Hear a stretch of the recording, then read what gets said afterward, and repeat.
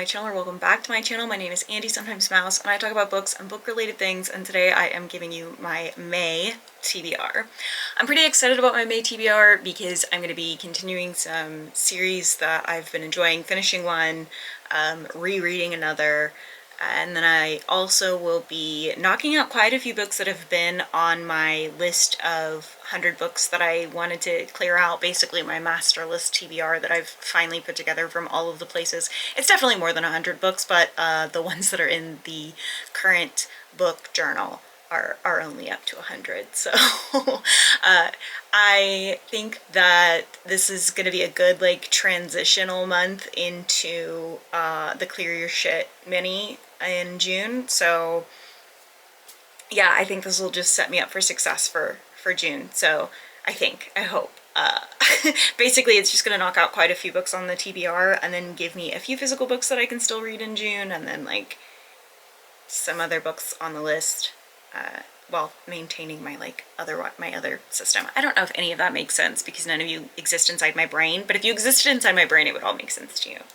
Unfortunately, you don't. But fortunately, you don't, because it's not the best place to be. So yeah. Anyway, moving on. My TBR for May, we're going to start with series continuations and also going to start with my next rereads for May. No, I'm not making a video about these, but I'm still going to reread them.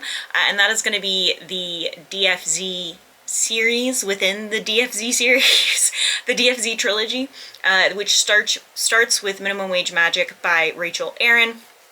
All of these books are by Rachel Aaron, and it's I think it's set 60 years after the Heartstrikers series or something. I'm not sure about that. I have no guarantee of that. I think that the graphic we made for CLEARURSHT explicitly says how many years later it is, but I don't know because time is a construct that I don't understand. So, making a living is hard. In a lawless city where gods are real, dragons are traffic hazards, and buildings move on their own, it can feel downright impossible. Good thing freelance mage Opal Youngae has never let little things like impossibility stop her. She's found a way to put her overpriced magical art history degree to use as a cleaner, a contract municipal employee who empties out abandoned apartments and resells the unusual treasures she finds inside for a profit.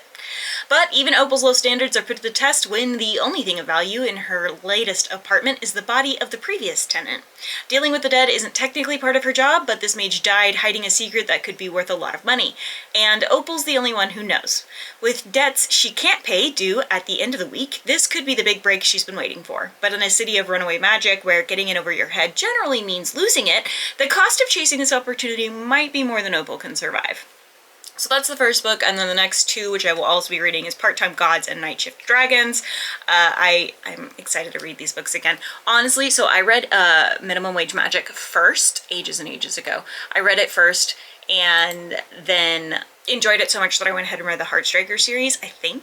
I'm pretty sure. But the other two books in Minimum Wage Magic weren't even out yet, so I was like, it's fine. Yeah, I enjoy Rachel Aaron's writing so much. Next in the series continuations, we have When Villains Rise by Rebecca Schaefer. This is The Market of Monsters, Book 3. This is the final book in the trilogy, so I'm not going to get too far into it. You can read the summary of the first book if you want. And then we have Chaos Choreography by Shauna Maguire, which is the 5th book in the Encrypted series. I am just flying through the Encrypted series. I'm working really hard not to read them as fast as I did the October Day series, because I'd like this to last me a little while, and there are less books. I have not read the short stories between these, and I kind of want to start, but I need to make a list of them, and that seems like a lot of work, honestly. So what's fun about this is Art actually found a used copy of Chaos Choreography and is sending it to me, so hopefully it'll be here by the time I start reading these books. If not, it's fine. I'll just read it digitally. Not a big deal. So that's it for my series continuations. It's pretty short and sweet. The rest of the books that I'm reading this month are whatever. They're all books that I had on my big list TBR. I have 3 nonfiction books and then several fiction books. These are ones that have been on the TBR for quite some time, so I'll be glad to kind of finally read them after having just not found the time or not found the appropriate TBR or fit the right mood for me to be reading them. Also, as a side note, for me, this TBR is a little bit small, and I did that intentionally because I keep reading ahead of my TBR, and then I'll have already filmed the next month's TBR, and then I'm like, well, what the fuck am I supposed to be reading then? Like, I already, and I want to read these books. So I tried to make May's TBR shorter so that if I finished April's TBR ahead of time, which I will, then I had some wiggle room to read some books that are not on the May TBR, but are still books that I wanted to read in the moment. So, like, I didn't put all of the horror on the May TBR like I've been doing, which really screwed myself. Anyway. The first of the nonfiction books that I will be reading is Anti-Woman by Bell Hooks. This is a groundbreaking work of feminist history and theory analyzing the complex relations between various forms of oppression. It examines the impact of sexism on Black women during slavery, the historic devaluation of Black womanhood, Black male sexism, racism within the recent women's movement, and Black women's involvement with feminism. Then I will be reading Wintering by Catherine May.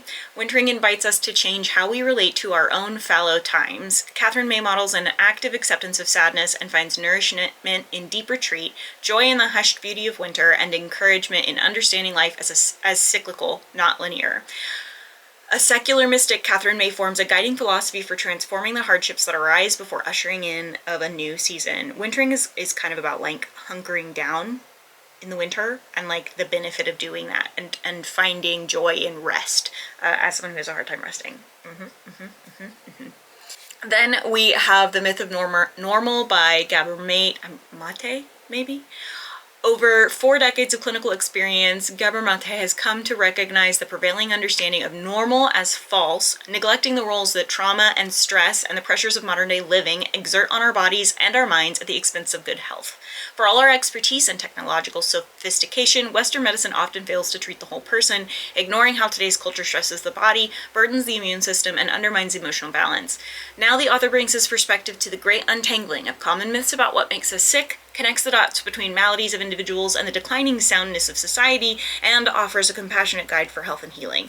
I feel like this can get a little woo-woo. I do love the idea of holistic health, but also I have found that holistic health individuals are not generally certified enough to be providing the health advice that they are giving, so this could go either way, genuinely, but I'm hoping that it goes well. I'm hoping that I enjoy it because this author has some other stuff about the effects of PTSD on the body, and I'm interested in reading those things, but if I feel that his perspective is not necessarily science-based enough, then I won't read those. Onto the fiction books that I have for this month that aren't in a series. We have Alcatraz versus the Evil Librarians by Brandon Sanderson. On Alcatraz Smedry's 13th birthday, he receives a bag of sand. He then accidentally destroys his foster parents' kitchen, and the evil librarians come to get this bag of sand. It turns out that they're a secret cult keeping the truth of magic from everyone. His grandfather rescues him from these evil librarians, and then it is up to them to invade the local library and get the bag of sand back before it's used to conquer the world. This is a middle grade book, very clearly by the plot line. I enjoy Brandon Sanderson's writing. I'm curious to see how he does with middle grade, so that's really it. I think that it'll be interesting. Next up, we have Eden's Children by V.C. Andrews. You're probably thinking, Andy, what the fuck? Okay, here's the thing. I am, low-key, extremely a V.C. Andrews fan. Now, this is a newer book, which means that it is not written by V.C. Andrews because she's dead. There's, like, a whole bunch of ghostwriters that write under V.C. Andrews' name. But I still am interested to see how this book is. When former teacher Paula Eden adopts Faith and Trevor, she's astounded by their natural intelligence and decides to homeschool them to nurture their brilliance. But as the years go on, Faith and Trevor itch for more independence. When Faith sets her sights on a handsome young man visiting from out of town, Paula grows increasingly desperate to preserve her small family and her plans for her children to carry on her legacy. Luckily, she has a cohort and loyal Trevor who will do anything to please his mother, even at the risk of hurting his sister and potentially changing their lives forever. V.C. Andrew books are just like all family trauma. They're just like constant family trauma. So that's what I'll be reading. Next up, we have Gorgeous Gruesome Faces by Linda Chang. I actually think I almost saw this author speak. I don't remember, but it's often recommended with another book that I enjoy that I can't think of the name of right now because my brain just like deleted that information. Thanks, brain. Editing Andy here. The book is She is a Haunting. That's what I was trying to remember. I could not think of it to save my life.